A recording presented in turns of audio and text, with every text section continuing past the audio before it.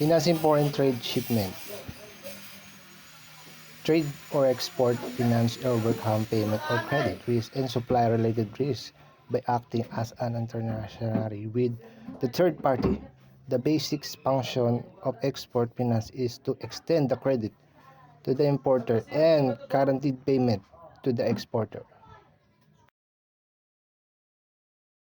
Transmission circular advice when the opening bank evidence its obligation by Commercial issuing in letter writing a of a credit declaration in document which that a undertakes bank to or honor other the financing beneficiary's drafts organization under the issues certain to stipulated ensure the condition, payment for and goods then or gives this services direct to the internationally. importer, who So shall it take is it known upon to as a transmit commercial letter it of credit. to A the beneficiary. contractual When the agreement opening is bank exists certifies between its the banks commitment that by permit putting out one bank to a pay written to the declaration other of promising the owner behalf to of the beneficiaries buyer, drafts a customer under to the seller, specific the guidelines, beneficiary, and then under the transfer this directly to condition the outlined importer, who will in the accept it letter. and The forward it the to the seller or beneficiaries. the seller Next is is able to specially draw advised when on the opening the bank bank chooses to is transmit to the permit the credit of the seller beneficiary to get through its the agreed corresponding upon bank, the payment in and the which the buyer case payment shall to be finance undertaken. the purchase When of the opening goods. bank decides to use its corresponding bank to transfer the credit to the recipient, in which case payment will be made. Duration, revocable letter of credit. The right to cancel the credit at any time before the negotiation without prior notice to the beneficiary. The right to cancel the credit at any time before the negotiation without prior notice to the beneficiary. The ability to revoke the credit at any moment before the negotiation and to do so without giving the beneficiaries advance notice. The authority to revoke the credit at any moment before the negotiation and without giving the persons receiving any notice. Next is irrevocable letter of credit. A letter of credit that cannot be cancelled without the prior consent of all parties of beneficiary. It is a contract that is irreversible without the beneficiaries or all parties' prior approval. Obligation. Confirmed.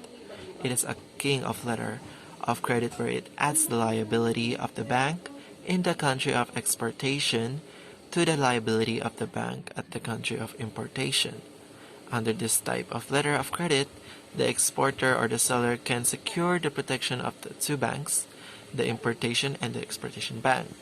So this type of letter of credit combines the bank's responsibility in the nation of importation with its liability in the country of exports. The exporter or seller may obtain the protection of both the importation and exportation bank under these kinds of letter of credit. So next is unconfirmed.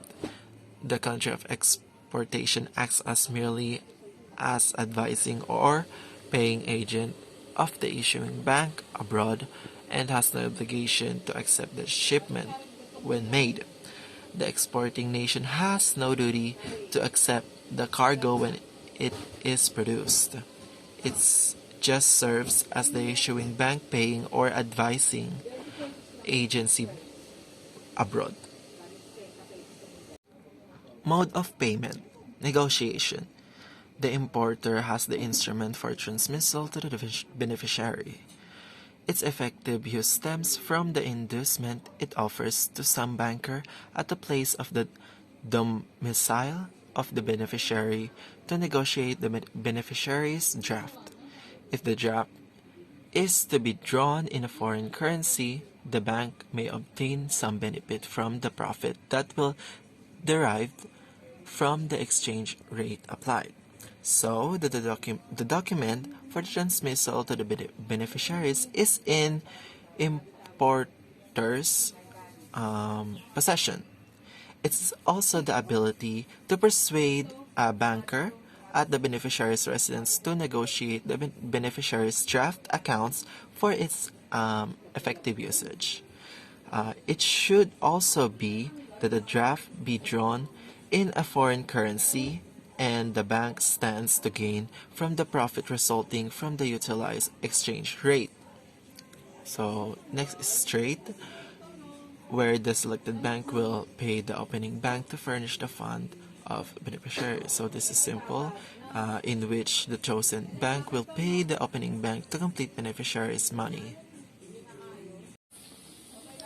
Classification of commercial letter of credit. Reimbursement. Simple credit. Normally, the opening bank instructs the paying bank under CLC the amount to be paid is according to the currency of the opening bank, the amount of payment plus the commission of the paying banks for the service performed. So, under CLC, the starting bank often instructs the paying bank that the amount to be paid should be in the opening bank's currency, and the whole payment also plus the bank's fee for the performed service. Reimbursement credit. The opening bank may not have an account with the chosen paying bank, or in any it may have any but not preferred to amount debited. In this case, the paying bank will draw a draft for the amount of payment plus the commissions and interest in reimbursement that will be paid by the correspondent or the opening bank. So it's possible that the opening bank and the selected payment bank don't have any accounts, or it could have any, but the amount of debited is not preferred. The respondents or opening bank will pay the draft if the paying bank draws on or the full amount due plus commissions and interest until reimbursement. Good day everyone, my name is Etlin Arbutante and this is my report.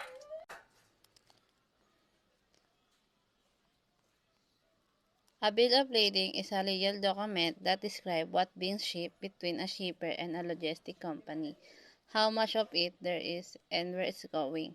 It also proves your own or control that good describe. Ang bill of lading ay katulad lamang ito ng waybill na binibigay ng Shopee at Lazada.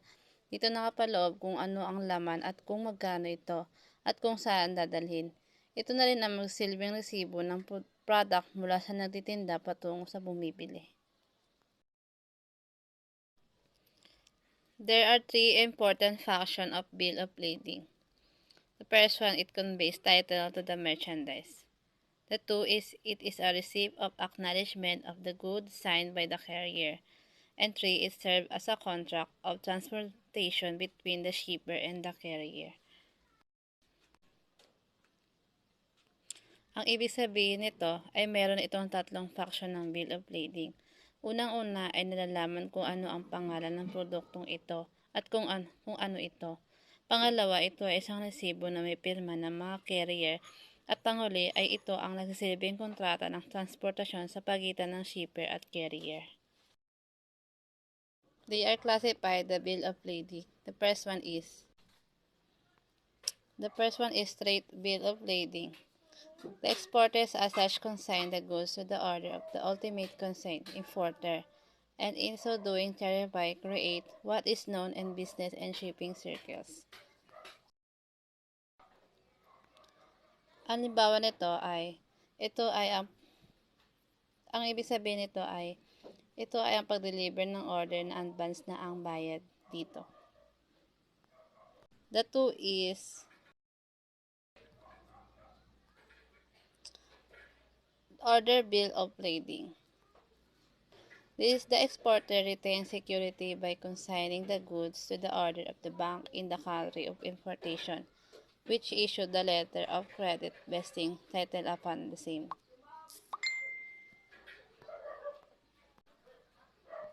Ito naman na kailangan i-deliver muna ang order or item bago bayaran upang masuri ang seguridad nito.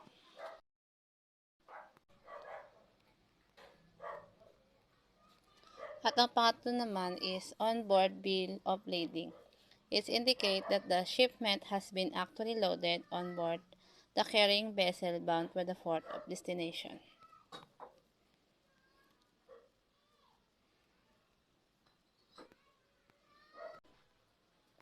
Ang order naman ito ay dineliver sa pamamagitan ng sasakyan, pandagat, katulad ng barko patungo sa doongan ng destinasyon na ito.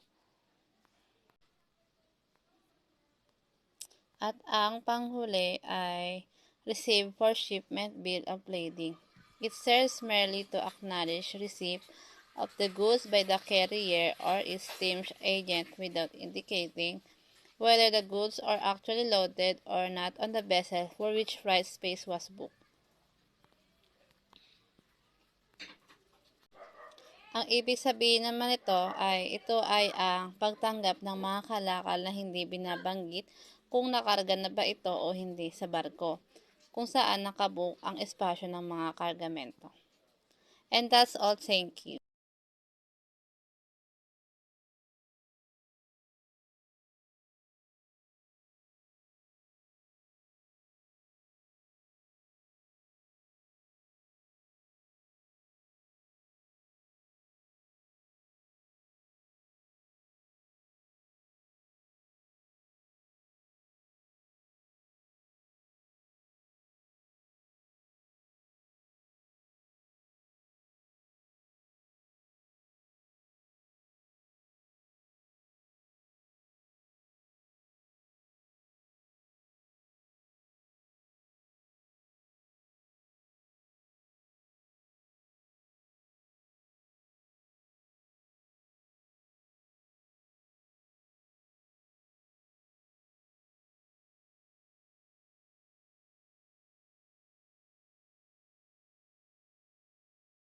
Hello everyone, I'm Lucila C. Santillan.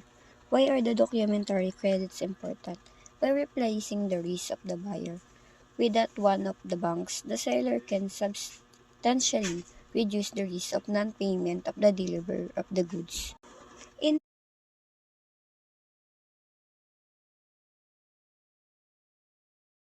exchange, sa bills of exchange po, is an order to pay a certain amount sa nasabi pong araw at oras.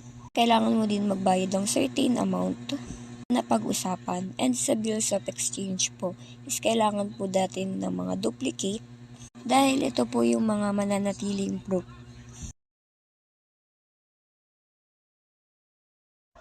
Important documents most frequently required to be attached together with the documentary drafts include the following: bills of lading, consular invoice, commercial invoice, certificate of origin, and marine insurance policy certificate. Bank guarantees.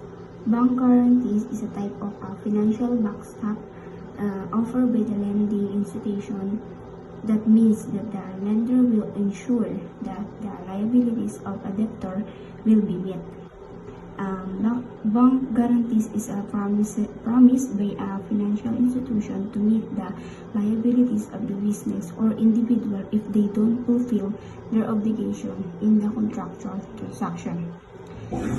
Bank guarantees also are largely used outside in the US, and this is similar to the American Standby Letter of Credits. Bank guarantees are the mostly seen in international businesses transaction, although they may also individuals may need a guarantee to rent property in the some countries. The next one is the trust receipt. Trust receipt is a notice of the release of the merchandise to a buyer from a bank, with the bank retaining the owner title of the released asset. In the agreement involving trust receipt, the bank remains the owner of the merchandise, but the buyer is allowed to hold the merchandise in the trust for the bank for manufacturing or sales purposes. Also, a trust receipt is a notice of the release of a merchandise to a buyer from a bank, but the bank retains title to these goods. Typically, the companies involved in these agreements are the equipment dealer, of automotive dealers, or companies involved in the expenses durable goods. Also, the bank remains the owner of the merchandise, but the buyer is allowed to hold the merchandise in trust of the bank for manufacturing or sales purposes.